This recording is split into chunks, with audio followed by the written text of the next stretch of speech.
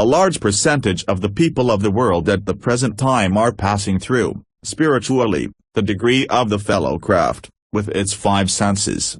The sense perceptions come under the control of the emotional energies, therefore the development of the senses is necessary to the constructive expression of the fellow craft power.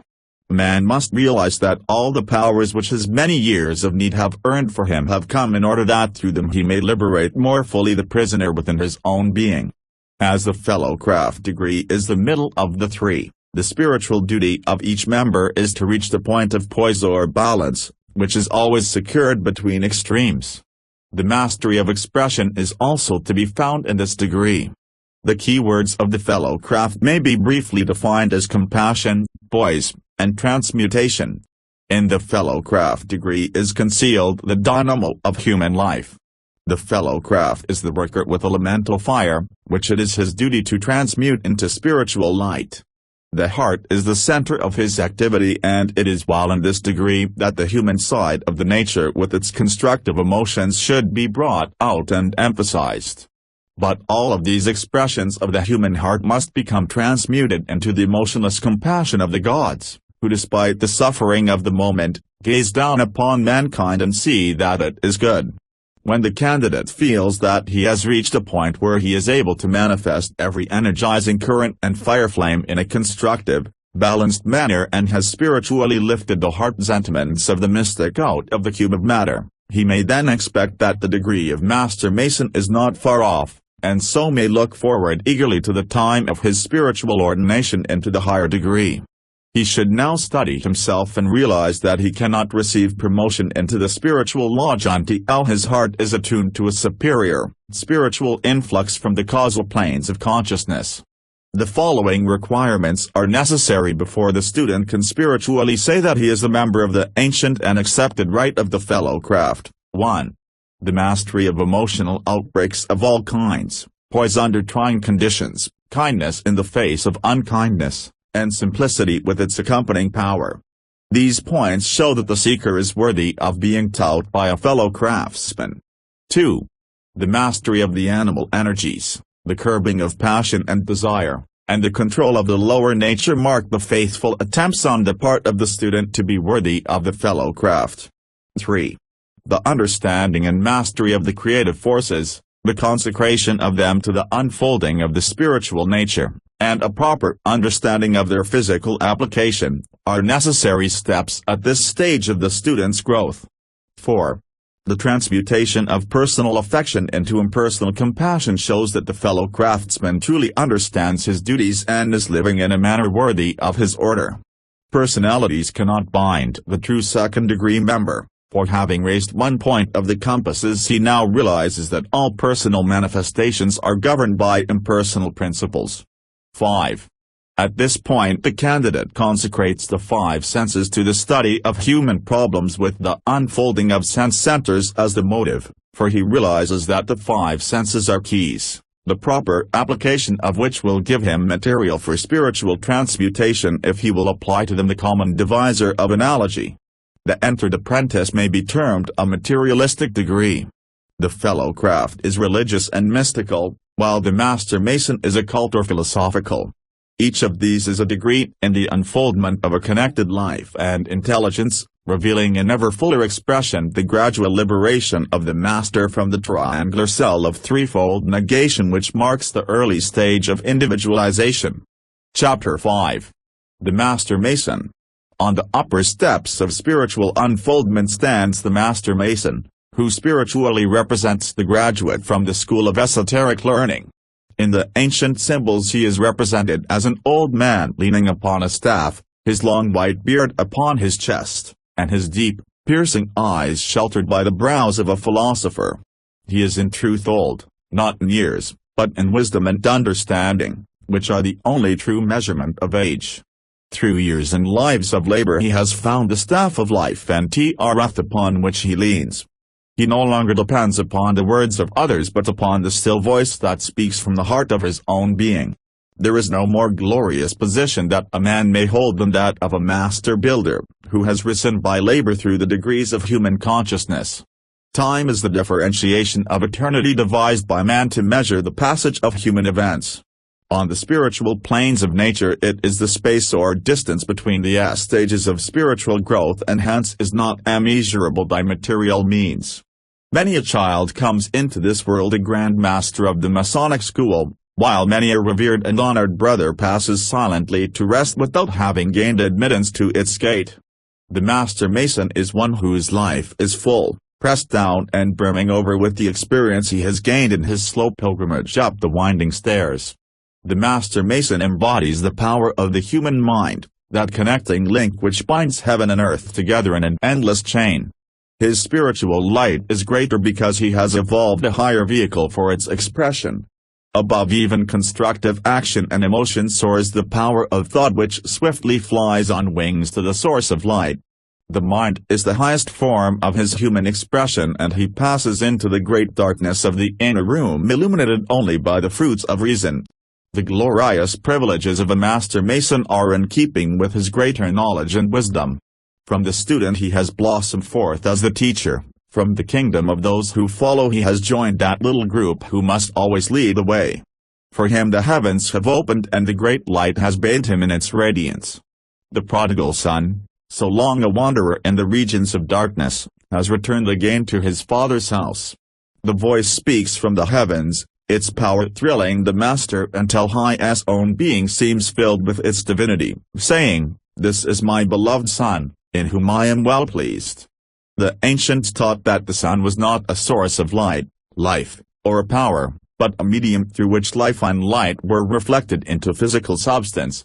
The Master Mason is in truth the sun, a great reflector of light, who radiates through his organism, purified by ages of preparation, the glorious power which is the light of the lodge. He, in truth, has become the spokesman of the Most High. He street dances between the glowing firelight and the world. Through him passes Hydra, the great snake, and from its mouth there pours to man the light of God. His symbol is the rising sun, for in him the globe of day has indeed risen in all its splendor from the darkness of the night, illuminating the immortal east with the first promise of approaching day. With the sigh the master lays aside his tools. For him the temple is nearing completion, the last stones are being placed, and he slakes his lime with a vague regret as he sees dome and minaret rise through the power of his handiwork. The true master does not long for rest, and as he sees the days of his labor close, a sadness weighs upon his heart. Slowly the brothers of his craft leave him, each going his respective way, and, climbing step by step, the master stands alone on the pinnacle of the temple. One stone must yet be placed, but this he cannot find. Somewhere it lies concealed. In prayer he kneels, asking the powers that be to aid him in his search. The light of the sun shines upon him and bathes him in a splendor celestial. Suddenly a voice speaks from the heavens, saying, "The temple is finished and in my faithful master is found the missing stone." Both points of the compasses are now lifted from under the square. The divine is liberated from its cube, heart and mind alike are liberated from the symbol of mortality, and as emotion and thought they unite for the glorification of the greatest and the highest. Then the sun and moon are united and the hermetic degree is consummated. The Master Mason is afforded opportunities far beyond the reach of ordinary man, but he must not fail to realize that with every opportunity comes a cosmic responsibility. It is worse by far to know and not to do than never to have known at all. He realizes that the choice of avoiding responsibility is no longer his and that for him all problems must be met and solved. The only joy in the heart of the master is the joy of seeing the fruits of his handiwork. It can be truly said of the master that through great suffering he has learned to be glad, through weeping he has learned to smile, and through dying he has learned to live. The purification and probationship of his previous degrees have so spiritualized his being that he is in truth the glorious example of God's plan for his children. The greatest sermon he can preach, the greatest lesson he can teach, is that of standing forth a living proof of the eternal plan.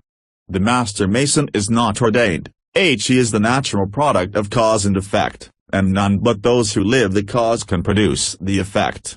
The Master Mason, if he be truly a master, is in communication with the unseen powers that move the destinies of life. As the eldest brother of the lodge, he is the spokesman for the spiritual hierarchies of his craft. He no longer follows the direction of others, but on his own tracing board he lays out the plans which his brothers are to follow. He realizes this, and so lives that every line and plan which he gives out is inspired by the divine within himself. His glorious opportunity to be a factor in the growth of others comes before all else. At the seat of mercy he kneels, a faithful servant of the highest within himself and worthy to be given control over the lives of others by having first controlled himself.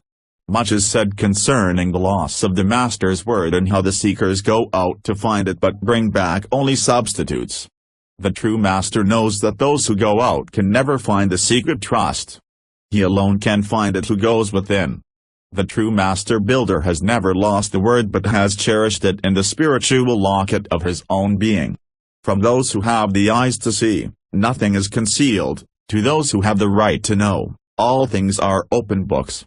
The true word of the three Grand Masters has never been concealed from those who have the right to know it, nor has it ever been revealed to those who have not prepared a worthy shrine to contain it. The Master knows, for he is a temple builder. Within the setting of his own bodies, the philosopher's stone is placed, for in truth that is the heart of the phoenix, that strange bird which rises with renewed youth from the ashes of its burned body. When the Master's heart is as pure and white as the diamond that he wears, he will then become a living stone, the crown jewel in the diadem of his craft. The word is found when the Master himself is ordained by the living hand of God, cleansed by living water, baptized by living fire, a priest-king after the order of Melchizedek, who is above the law. The Jeet work of the Master Mason can be called the art of balance.